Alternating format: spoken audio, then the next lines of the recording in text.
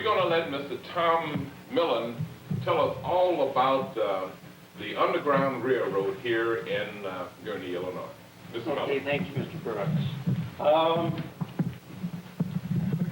that the American Indians lived here first, and the main tribe that was here was the Potawatomi Indians. And when it became a state in 1818, then the Indians were convinced to go to other areas of the country. Now, in 1835, Mr. Samuel Brooks, no relation, I'm sure, came on Milwaukee Avenue near Belvedere Road. He also was the first postmaster. In those days, the postmaster had his post office in either his place of business or in his home. And since he ran an inn, which was also a stagecoach stop, the post office was at the Abington Inn. Even before Mr. Brooks came, there was a farmer that farmed, and he was in the area of Milwaukee Avenue and the toll road is today. His name was Amos Bennett, and he was a free black man who lived here for a number of years. We have records of his existence because he was part of the census in the 1850s. Later he disappeared, and people assumed that he may have gone to Canada because he was afraid of being taken back to the South as being a slave.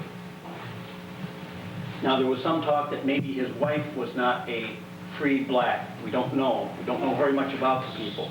But we do have some records of his transactions of land and census, so we know he was here.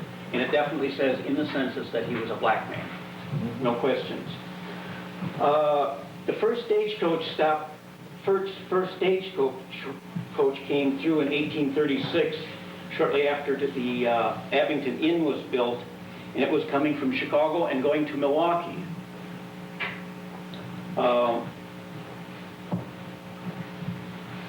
The coach came down Milwaukee Avenue, and it crossed the river. If you know where the Ace Hardware just over here is, it crossed the river somewhere behind the Ace Hardware is today. If you go look there today, you will find the remains of a steel bridge. But that's not the bridge they crossed on. They crossed on a float. That, we call it today. But the steel bridge was built somewhere near that same point. In 1835, the New York Land Company built a log building over here somewhere near the grade school. And this log building was where the early settlers would come and live while they built their own homes. And after all the land was sold, they turned that building into the first stagecoach stop. Well, in 1843, Jonathan and Wealthy Harvey bought the Oak Plain Tavern, which was the first stagecoach stop. They called them a tavern. They were really more like a hotel. This is where people would come and stay overnight. There were no lights to go by, so the horses and the wagons would stop someplace and spend the night. And this was one of the stops, was across the street at the log building that had been the New York Land Company. After they bought the building and decided that it just wasn't big enough for the business that they had, they started in 1843 to build this building. So this building was actually built as a stagecoach stop, but not the first one. It was actually the second one in this vicinity. The first one was across the road.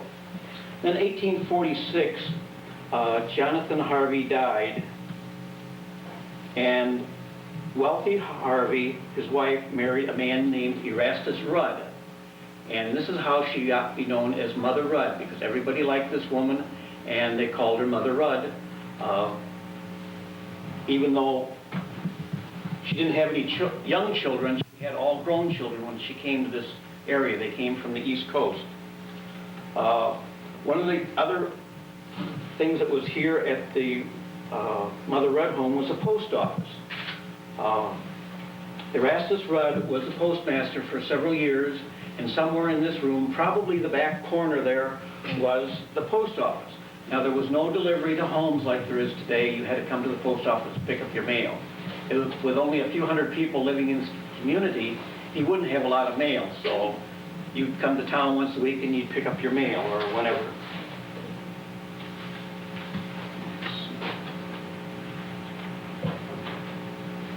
Um,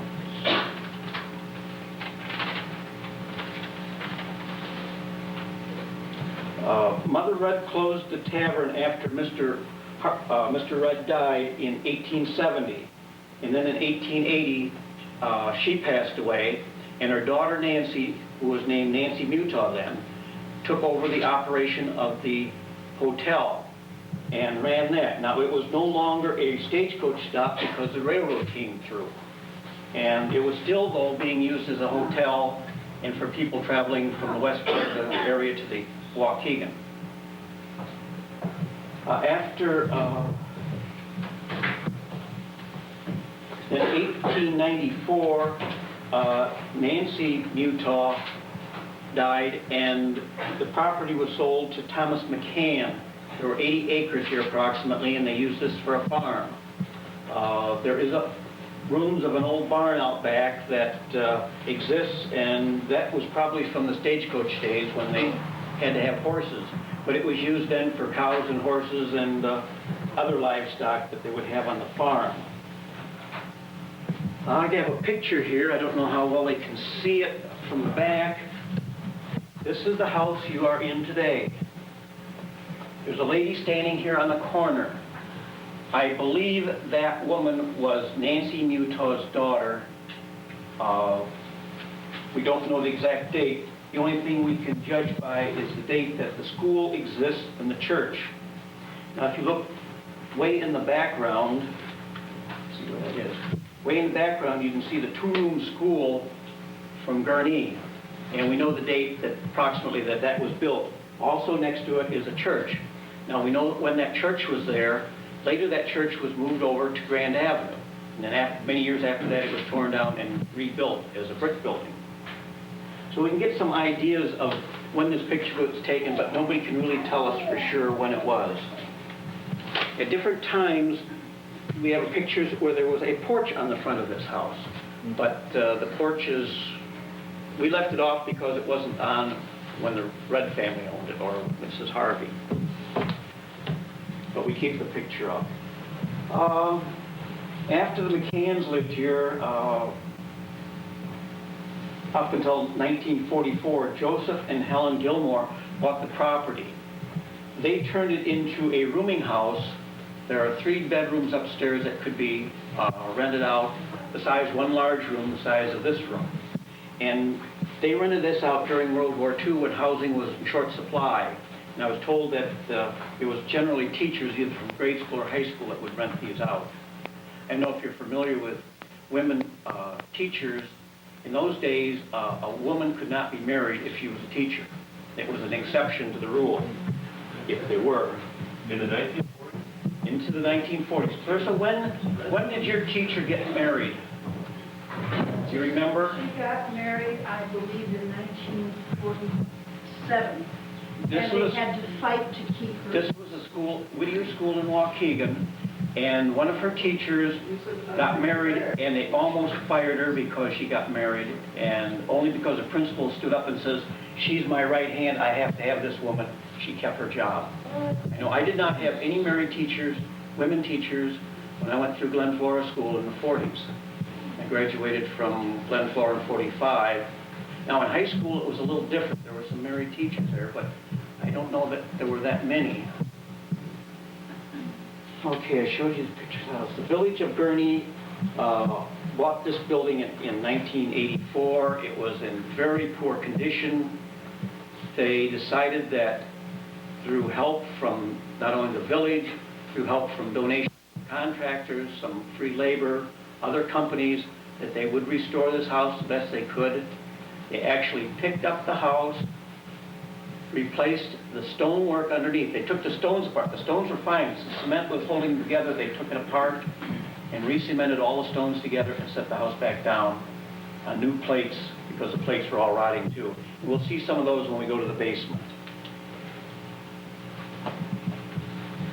Some of the uses for this building, it was a town hall because it was the first large building in the area.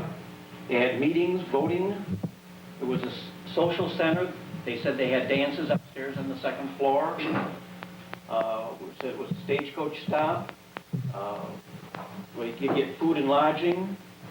And it was also a stop for people going from the western part of the county to Waukegan, because Waukegan was a port, and they would bring grain and things from the western part of the county and go into Waukegan, and they would stop here either for a meal or for overnight.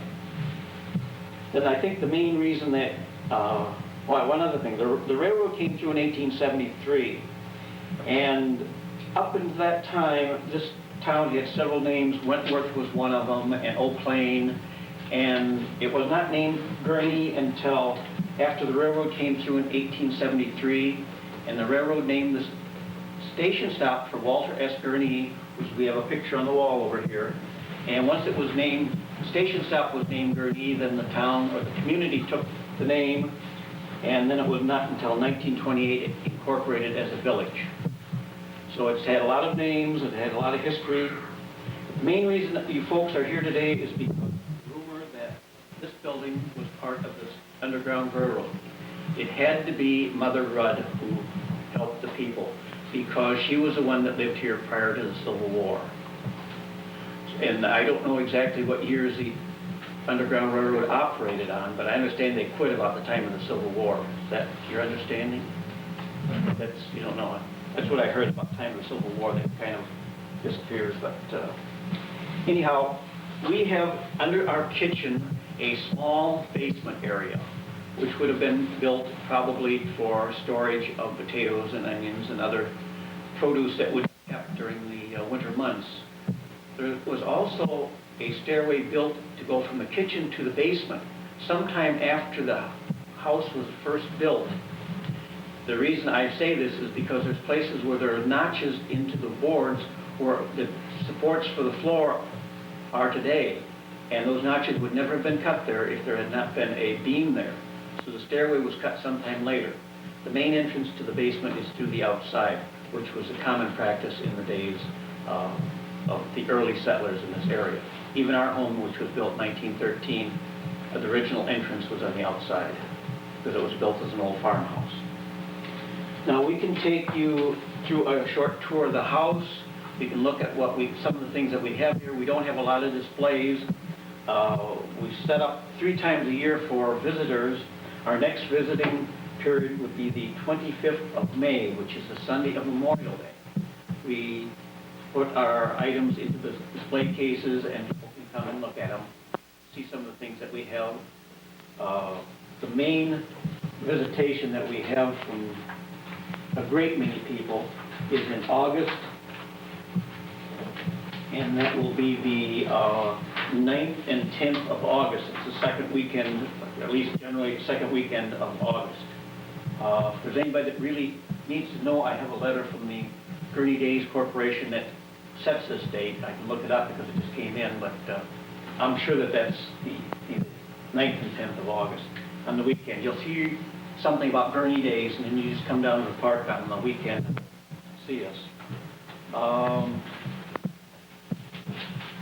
Is there some things that maybe you can like to ask that I might be able to answer for you? Yeah, Mr. Mellon, February has been designated by the President of the United States as Black History Month. And the President is asking all state and local agencies to have days of showing achievements of Black Americans, to this nation. And I found out about Mother Rudd by accident. Really, I was talking with someone that states she was driving around Gurnee. As a matter of fact, a local Gurnee resident was riding around Gurnee, and she found out about it. But give us a little background, first of all, about the Warren Township Historical Society. You say it's been founded since 1991? No, the organization was formed in 1975. Okay. A few of the old-time residents of the area decided that we needed a historical society, and I think it's probably a good thing that they started it then, because we've already lost more than half of the original founders. In fact, I think we've lost almost all but one. And they've got some other people interested, and we're trying to maintain some of the history of Gurnee. What we try to do is we try to collect anything that we can that pertains to Warren Township and sort it out and see what the meanings are and try to display some of these things for the local residents to come in and see. Now, it wasn't until 1991 that the Village of Gurnee finished the restoration on this house and allowed us to use this as our meeting place and as our museum. Where you're sitting right now is the place where we usually meet. We usually have anywhere from 15 to 25 people come to our meetings. We frequently have programs put on by other people, including Professor Dorsey from the College of Lake County. He came and talked about the Black history, partially because he was also interested in Amos Bennett, who we had a little information on, and helped him in one way, and he came and helped us in another way. So. Well, we're very, very grateful that you allowed us to come in, because you probably do a lot of publicity about this to the Gurnee residents, right? We do most of ours to the Gurnee grade school students and the Warren Woodland School students. Several years ago, I contacted Gurnee School, and we started with Gurnee School, and they brought their children over one class a day, which was fine because at that time the 5th grade was across the street here. And then later they moved over to Oak Plain Road, and they came a couple of years, and since then they have not asked to come back, so I haven't pursued that. But since then, the Woodland School has heard about it, and they have so many children in Woodland School, I'm guessing now, probably 8 to 5th grades, and they try to bring them over a couple of each spring and each fall. So we have one group, I guess, is coming in April, and another group usually comes in about November. And we try to talk to them a little bit about the house, when it was built, such things as the Underground Railroad. Most of them know a little bit about it, but I always tell all the children the Underground Railroad was neither a railroad nor underground. I don't think there's many exceptions to that. See, we all know about Harriet Tubman, you know, national history, but this is nationwide history here. And that's when I was wondering, what was your doors are open to all Lake County residents? We are open to anybody during Gurnee days, anybody wants to walk through the door.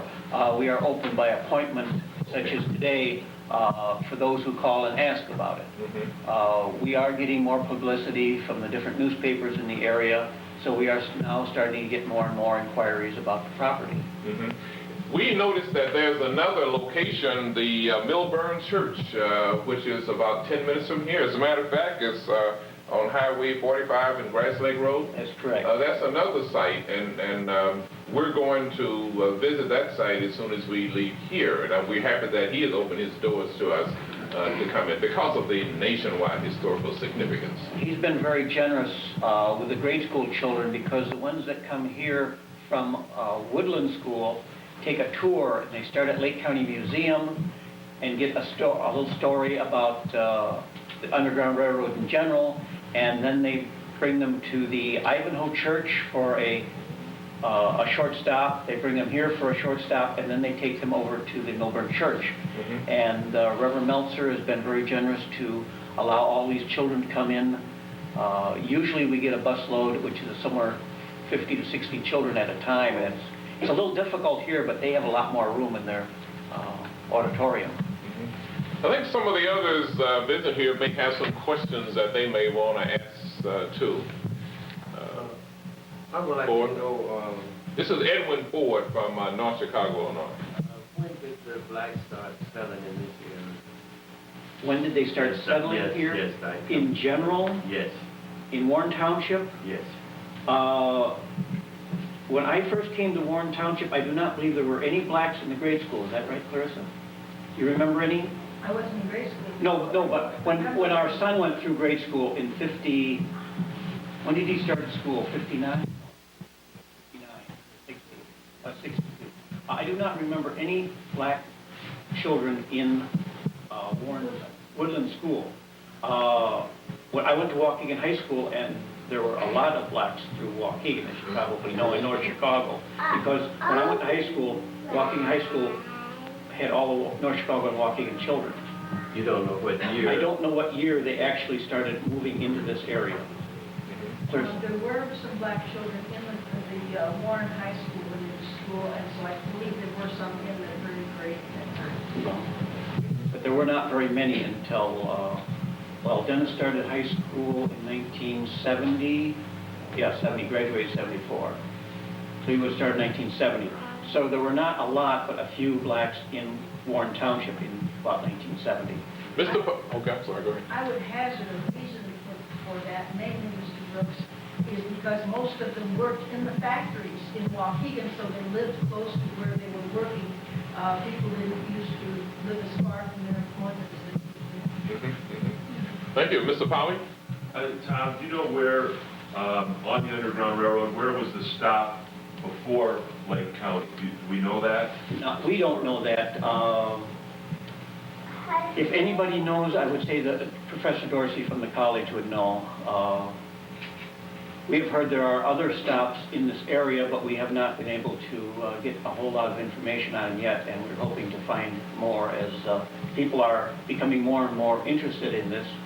We are looking for these kind of things. We're going to try to substantiate areas. For example, the First Baptist Church in Lake Forest is claimed to be one. Eternal Flame Church in North Chicago is claimed to be one. Also in Deerfield, Illinois, is my understanding, there's a site there.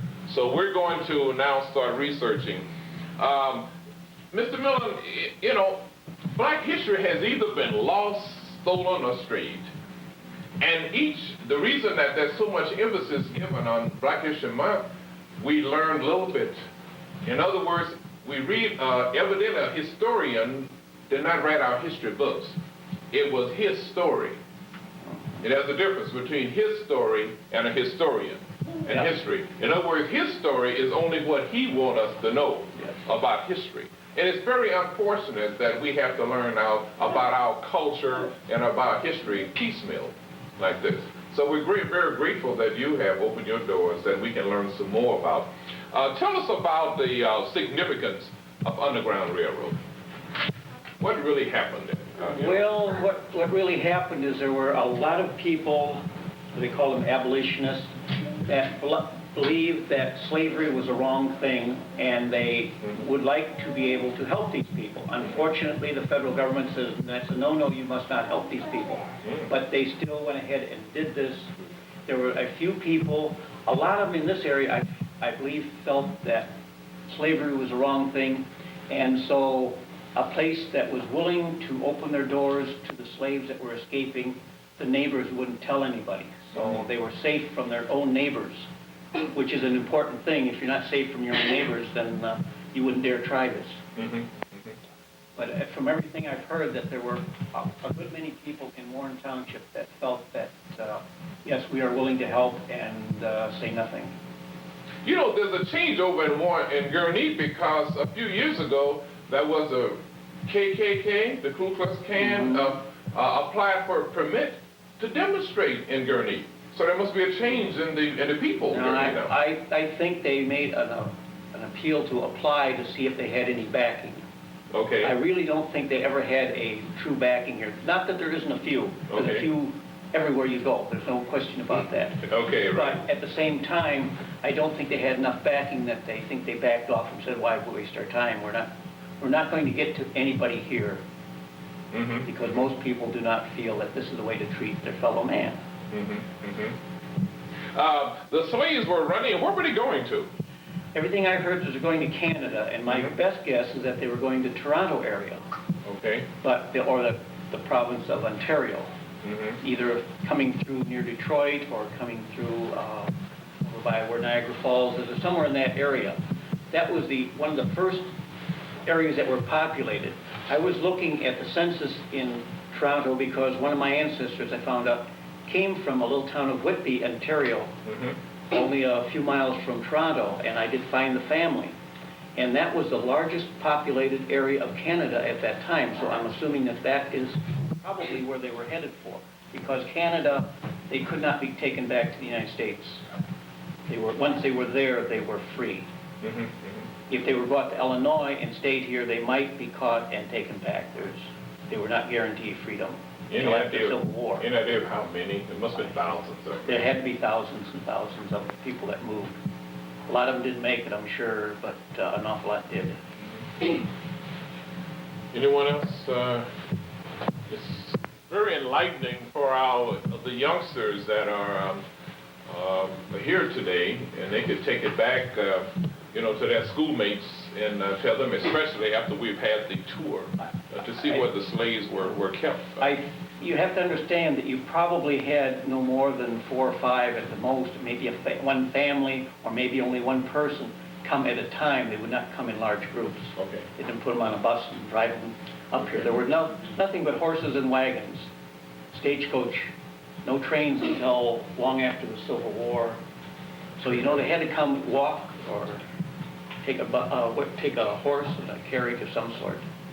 And they couldn't be seen. They had to be hidden in a hay wagon.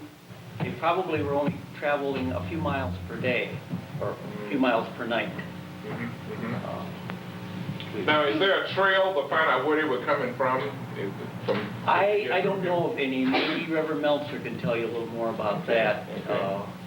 I think he can really put some light on some more that I have not studied yet. But if we're ready, we can take a little walk around the house and take a peek in the basement. Now, everybody can't get in the basement at once. Anybody that's taller than I am, keep your head down. Low ceiling. Even then, keep your eyes open. Besides the low ceiling, there's a little modern plumbing down there, and you really have to duck, keep from running into it. So actually, the slaves probably wouldn't stay more than one night then, right? Probably one day. One day. And travel at night, get to the next place sometime that night and stay till the next night. So it was mainly over through the daylight hours. Isn't it amazing, though? We look at Africans.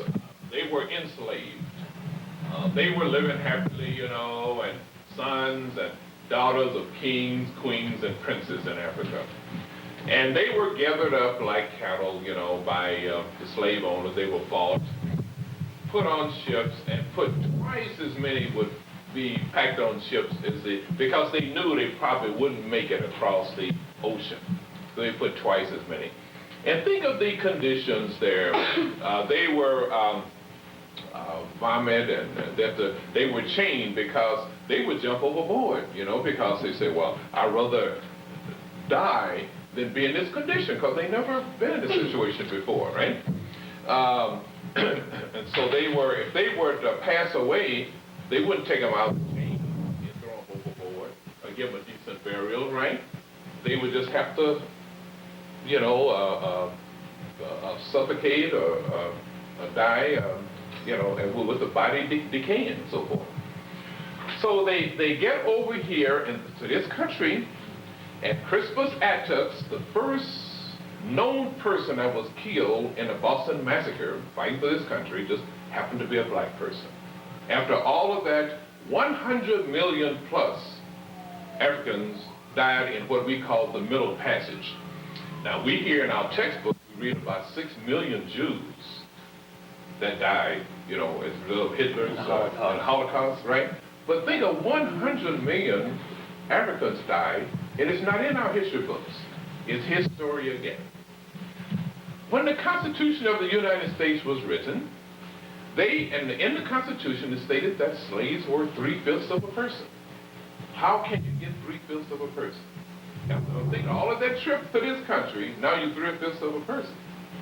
Then we finally, the 13th, 14th, we get down to the time now you described what Underground Railroad was. 13th, 14th, and 15th Amendment. 13th Amendment, slavery abolished. 14th Amendment, Negroes made citizens. And the 15th Amendment, Negroes made voters. Okay? Then we read about the conquistadors from Spain, raped all the women in the Caribbean, black women, and now we have Puerto Ricans as a result. Conquistadors went all the way to Mexico, raped all the Indians, and that's where we have Mexicans. Now, I guess the slave owners learned from the conquistadors because they raped all of our women in the South, But what happened, they didn't realize that when they could go to the shack. It was a shack, we call it the White House, then they go to the shack and, would do whatever they wanted to do. They didn't realize when they went to work, Mama would go to the shack too. And understand what I'm saying? Now, as a result, we have 5 Negro presidents of the United States. We have Abraham Lincoln, we have Thomas Jefferson, we have Andrew Jackson, we have Warren Harding, we have Vice President Hannibal Hamlin, the Vice President of Abraham Lincoln, was a Negro also. When I say Negro, I mean their fathers were Negroes, because Mama went to the shack, right? So, but we don't read about that in our history books. Now, when we find out about it, the people that's here now and listen to this can go to the libraries, and the library will have this housed because your biography is your biography. If Tom Mellon's name is in the library, I read about your biography, right? So the president's biography is there, and so we read about it, but not in the textbooks. Matter of fact, all the papers dealing with Warren Harding from Ohio were all burned when he found out he was a Negro. Ludwig von Beethoven was a Negro. As a matter of fact, you heard of the Spanish Moors. You know, he was a Spanish Moor, and they were considered Negroes. And we could go on and on and on, but we still try to find out our culture. It brings us down to affirmative action. Everybody want to know, why should we have affirmative action? Based on the information I just gave you, would you think that affirmative action would be justified? Possibly so. You know, because they passed a law, the slave owners passed, the government passed a law to make it illegal for you to learn how to read and write. If anyone were caught teaching a slave how to read and write, they were killed. You know, they were sent to another plantation, you know. And so I was just giving you a little bit about why we have the Underground Railroad and we are very sympathetic to the people in Warren Township, in the Gurnee area, for having the Underground Railroad to assist the slaves because they're from Africa and not treated in this manner, they have to run away, you know, to get the freedom, you know. And I thought I would just relay this information to you just for the informational purposes, you know. It's not part of the walking, but why slaves were running to freedom, because we just think it's just terrible. It's a crime shame to treat any human being like that. Any other questions, anybody with Jim Polly? Well, no, I really enjoyed what you said there.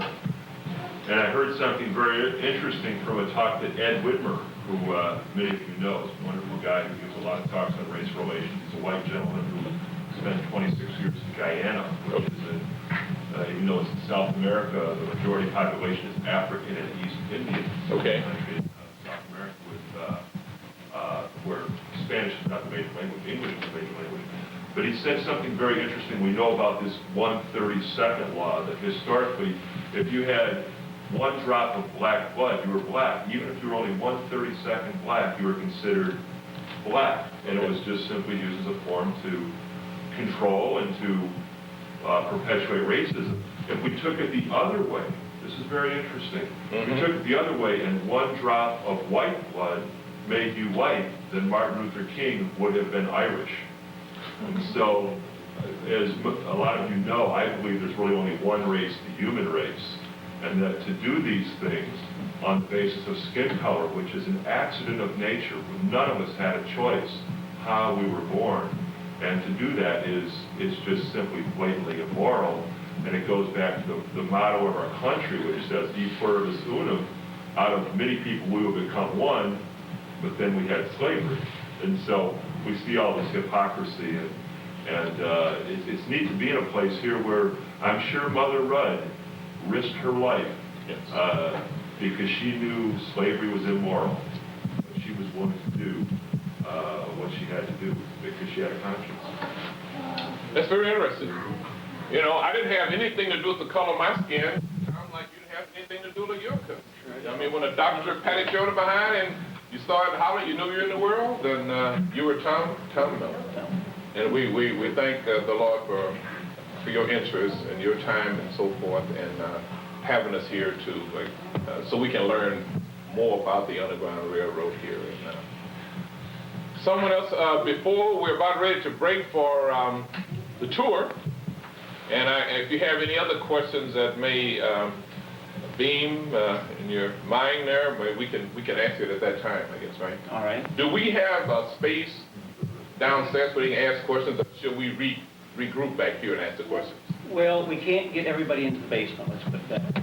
About Okay. half is about the best we can do down there.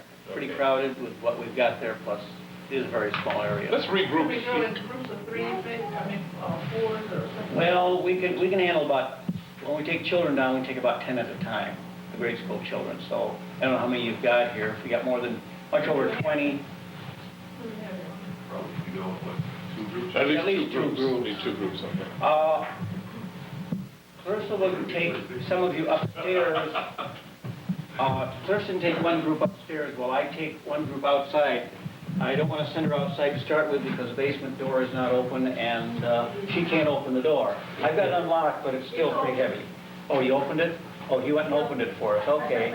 Well, we can start off by going half of it upstairs and half of us go down the basement, and we can kind of cross between these 2 rooms as we wander around the house.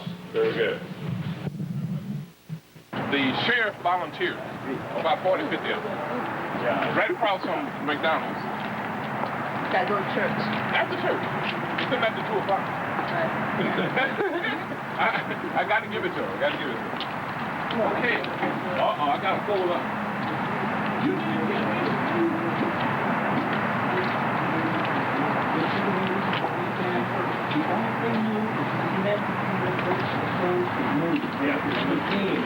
I want to see what it really would have looked like while Oh, it was man, in the barn, because it's decaying. And it's This is not where they were. This is one of the places where people could have been kept. Remember, there was no written records. That's right. Now, is everybody down here? One thing, I want you can't see it, we can see it when we go upstairs. There was a stairway coming down here. Okay. And this stairway was not put here originally because there's a notch in that board back there. And Okay. that lines up with this, and that would have been put in sometime after the house was originally built. Okay. We don't know when. But it would not have been too long after because all the interior doors in the house match. Okay. How large is this area? How large is this room? 10 by 20 approximately. Does that sound about right? Yeah, it looks about right. Yeah, I could lay down twice. I never stopped to measure the room. And they would keep here all day, right? They would have stayed down here all day. They could have had food brought down the stairway. The other place they may have been kept is in the barn. You have to Okay. remember there was a second story to the barn Yeah. of the animals, and they could keep them there. Okay. One thing that I always like to point out, particularly to the children, is these up here are logs. If you look at them, they still got the bark on them. They flatten the top of the log, and they use it for a support. Now this one's even different. You'd think this was cut with a saw. It was cut with an axe. Yeah. See all those notches? It was squared with an axe, Right. not with a saw. Saws were around here, but they were not as plentiful as they are today. This support here was put in probably when the McCanns lived here. The floors probably sagged a bit, and it's fairly new, or it might have even been put in later. We don't know. It's just been here. The flooring was probably dirt originally. Okay. The sump is just here because we get a little bit of water here. We've never had a flood. Even though it's flooded the school across the street, we've never had water standing in the basement. We get about an inch or 2 here, and we have a little pump that we hook the garden hose to, and we pump it out. Okay. But that's the extent of it. Now, if you look at those wood beams around the edge over there, those came from the house. You see how rotten they're getting? Yeah. That's why they were all replaced. When they picked this house up, they replaced all the beams all the way around the sides with all the new treated lumber, so it'll last another 150 at least. Right. You have to remember, these logs have been up here 150 years, we're still here. Wow. Yeah. You know what's interesting, when I came down here, this is exactly when you watch educational movies on the Underground Railroad on Channel 11. This is what it looks like. Yes. You know? Exactly what it looks like. Yeah, they're Small doing area. a series of educational programs, and they're going to possibly do one here as part of the Underground Is Railroad. that right? Who's doing that, PBS or? No, it's some outfit in Northbrook. They're doing it for an educational Okay. system, Oh, but okay. the Northbrook group is just doing the filming. Okay, okay. And if you look at the board sticking up over there, you'll see that 2x4 looked like a 2x4 in those days. Yeah. And if you can see where all the 2x4s were in these beams here, the little square pegs here were the way that these were fit in those days. They did not use as many nails. And if you look at the end of this one, you'll see a hole drilled in it, and they were put pegs in here. These corners were always held together with a peg. And these notches here would be in the inside where these logs would have been resting. And you can see on here too that they have the notches that were squared with an axe and not with a saw. So you can see a little bit of this if you want to go out and take a quick look at the barn foundation. That's the stone area out there. That was a barn, a 2-story barn. Someone kept that too. There were horses in there, and then as a farm there would have been other animals. Okay. I got an idea, Carl. I'll talk to you about it in the top of the barn. And this ramp was built here so that a wagon could be pulled right up the ramp into the barn and unload the hay. And pushed down through openings to the cattle or horses that were below. So you can see how the stonework is falling apart, and that's why they redid this house, because they would have been in the same situation.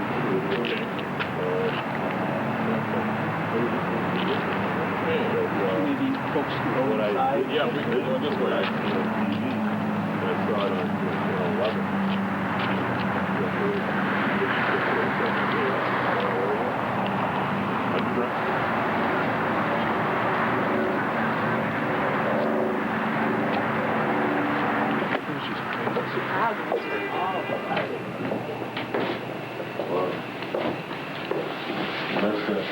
That's old soul, man, I remember. Old soul? Yeah, I remember that sound. You remember that in Arkansas?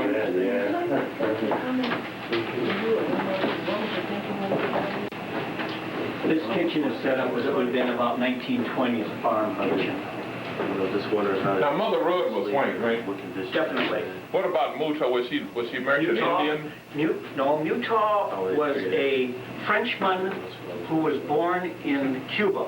That was what the report is. His father was a soldier from the French that went down to quell a disturbance in Cuba, and he happened to be born down there, but he was a white man. His daughter, his wife was Nancy, the daughter of Mother Rudd, or Mrs. Harvey as her correct name. It was Nancy Harvey. Okay. She was not Rudd. And they came from Connecticut, and I don't know where else they lived, but I've had contact with one of her great-great-granddaughters or something now living in the same general area that they had lived in back in the 1840s. Okay. How we get up this way? What is that? Here's the noise. Oh, this is it, yeah. We're invading. We're coming.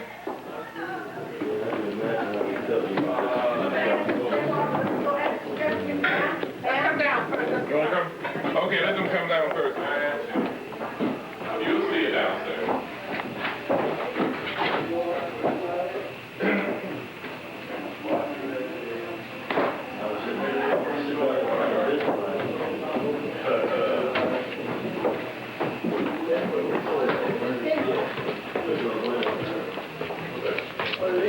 Welcome to the Grand Ballroom. This was the Crystal Ballroom in the house. Crystal Ballroom. A community center in the 1800s. Yes, that's what it is. Another use for this, at one time it was partitioned off and divided into dorm rooms for men and dorm rooms for women. And the dorm rooms for men had locks on the doors, and they were locked in at night. This was a term of gentlemen, this was originally the ballroom, where they had dances and community meetings. Oh, okay.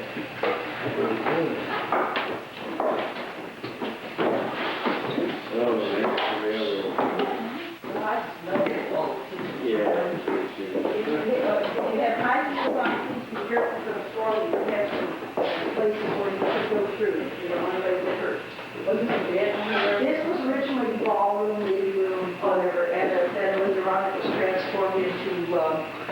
dormitories for men or women as they were staying overnight, and the men's room was always locked. No, thank you, no co-ed nonsense. They had dances up here, they had community meetings up here. Some of the things that we have that are really interesting besides our photo collection and our yearbook collection, I'm fascinated by this chest of woodworking practical tools that Mr. Volz brought in 1839. And we are very fortunate because in addition to the woodworking tools, on the other side of the room we have a secretary desk that he built with those tools. And it's a rare thing to get a combination like that. We use this case in the middle for special displays. This one was the Gurney Fire Department when it was an all-volunteer fire department. We have also gotten into videotaping some of our older residents. Some of them are quite elderly, but we did just videotape 3 gentlemen who were volunteer firemen in the early 60s and 50s, and they had a wonderful time. In fact, my husband ran out of tape. Okay. You know, you get these old war horses talking, but it was most interesting. And they were the real forerunners of what is now a very, very well-run organization. The Gurney Fire Department I have worked with a great deal, and they are excellent. But this is our special display case. Then over here we have our one-room school. For anyone who ever went to a one-room school, it's a very nostalgic little area. If you haven't had the opportunity, I think we all missed something, those of us that didn't go to a one-room. They had an excellent educational opportunity. The little ones, the first graders or kindergartners sat in the front, and they progressed up through the 8th graders in the back. And the teacher had a way of reinforcing their education by using the older children to help the younger ones as she was busy with others. So it really reinforced what they learned.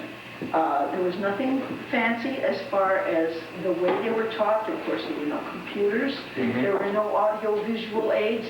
Many times there were not even writing paper. They used slates and chalk. But they learned a lot by rote. Most of them did not have a math book apiece. They had to learn whatever was written on the blackboard or what the teacher told them. They drilled daily. 2 + 2 are 4, 4 + 4 are 8. But they learned. And sometimes I think they got a better education than some of the fancy programs that are running today. I agree with you. This was set up by the aid of a lady who was a one-room school teacher.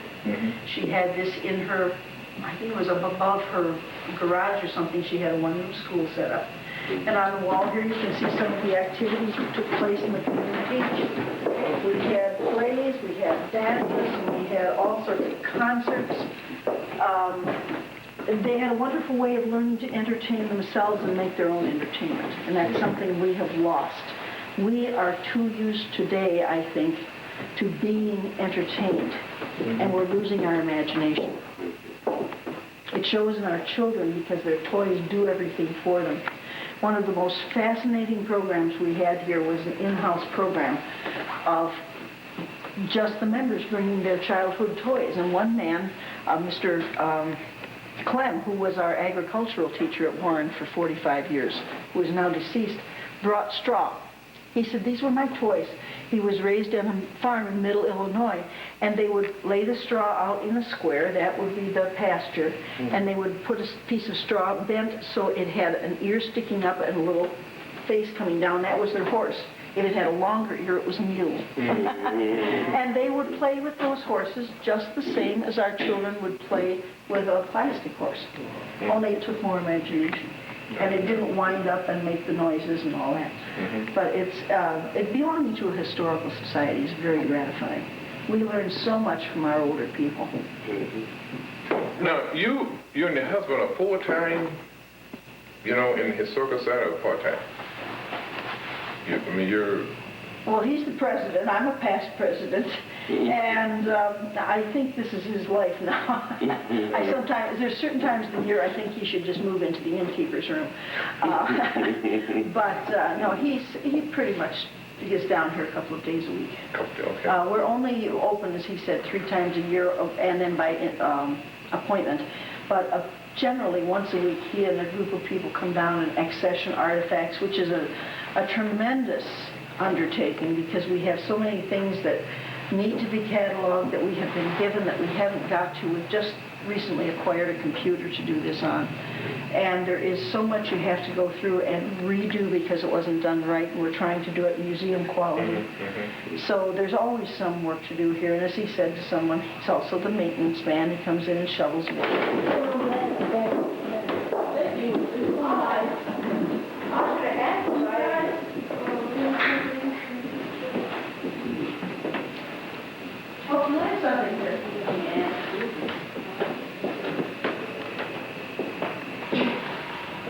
My name is White L. Brooks Sr., your host, and this is Community Forum. We're continuing our tour of the Underground Railroad locations here in Lake County.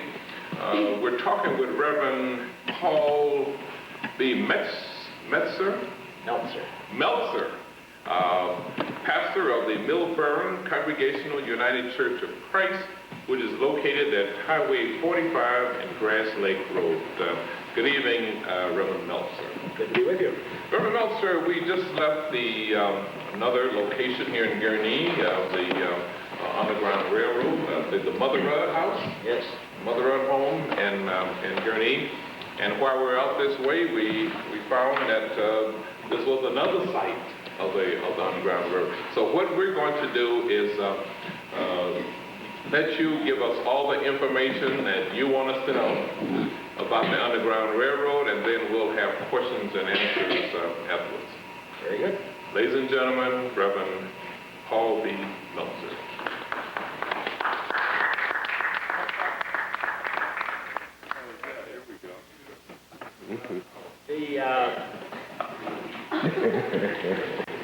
You are in the village of Millburn.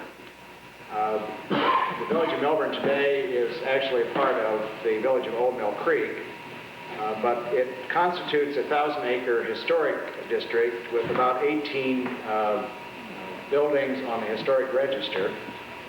Many of those buildings date from the 1850s, in the early years of this community. The people who settled this community were either Scotch immigrants or people from New England. And as they settled here in this community and began to make a livelihood for themselves, one of the important institutions that they established here was the church. Millburn Church was founded in 1840 and served by itinerant pastors for the first 4 years. And then in 1844, the Reverend William Bradford Dodge moved here from Salem, Massachusetts, and was called as the church's first resident pastor. And William Bradford Dodge really introduces the community and the church to the issue of the anti-slavery movement. William Bradford Dodge was a native of Salem, Massachusetts. He was born in 1783. That's a rather significant date, not only for him, but for the country. It's the same year, you may remember, that the peace treaty was signed that formally ended the American Revolution. It was also the same year in which the Massachusetts Supreme Court abolished slavery in Massachusetts. So, in a sense, Dodge was born from the moment of his birth with the issue of slavery as a part of his life. When he grew up, Dodge moved to Salem, married. He and his wife were to eventually have 13 children, and he became a schoolmaster in Salem. In Salem, he was the member of Howard Street Congregational Church, and Howard Street Church had a large number of African American members, so many that they had their own deacon in that congregation. And when the town of Salem decided to establish a school for African Americans, Dodge was invited to become headmaster of the school. So we know that Dodge was worked closely with African American people in the Salem community for a number of years. And certainly, sometime in that time period, became deeply committed to the anti-slavery movement. This country, as you will remember, was sharply divided, again, almost from the beginning of its history, over the issue of slavery. Lived with two minds about it for decades. 4 years after Dodge was born in 1787, the Congress of the United States passed the Northwest Ordinance, which set up the procedure by which all of this area out here in the Midwest would become eventually states. And the Northwest Ordinance of 1787 said very clearly that slavery would be forever prohibited in this part of the country. But that very same year, in 1787, when the delegates met to write the new federal constitution, you will remember that those delegates, through a series of compromises to make that federal constitution a reality, agreed to some things that were the exact opposite of that. They said that the slave trade would be allowed to continue for a number of years after that, until the early 1800s, and probably the worst part of it said that when the first federal census was to be taken, that slaves were to be counted as only 3/5 of a person. Not even total human beings, as it were. So here, the country, right from its inception, was living with these two ideas, with people who were saying, on the one hand, slavery needs to be limited, if not abolished altogether, and other people who were committed to seeing it extended. And Dodge grew up with that, but grew up in a community in an area of the country in which there was a strong anti-slavery sentiment.